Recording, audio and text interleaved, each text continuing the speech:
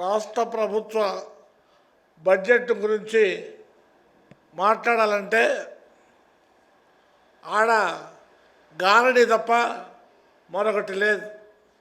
ఎందుకనంటే వ్యవసాయం మీద ఏదైనా సుఖీభవ విషయాల మీద రైతాంగ సమస్యల మీద ఏమైనా నిధులు అత్యధికంగా కేటాయించారా?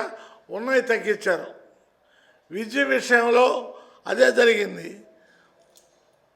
మరి ఇవాళ 108 ఆరోగ్యానికి సంబంధించినటువంటి విషయంలో ఏదైనా నిధులు అదనంగా కేటాయించారా?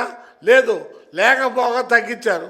అంతేకాదు, ఇవాళ సూపర్ 6 హామీలు అనేటువంటిది తుంగలో దొక్కేసాడు. ఒకటి, ఇవాళ ఒంటరి మహిళల సంగతి ఏమైంది? నిరుద్యోగ వృత్తి విషయం ఏమైంది? అదే కాదు, ఇవాళ మన రాష్ట్రంలో ఉండేటువంటి కూటమి ప్రభుత్వం మోడీకి గులాం అయిపోయినది. ఇది వాస్తవం. ఎందుకనంటే విశాఖ ఉక్కుని గురించి ఎందుకు మాట్లాడవు నువ్వు?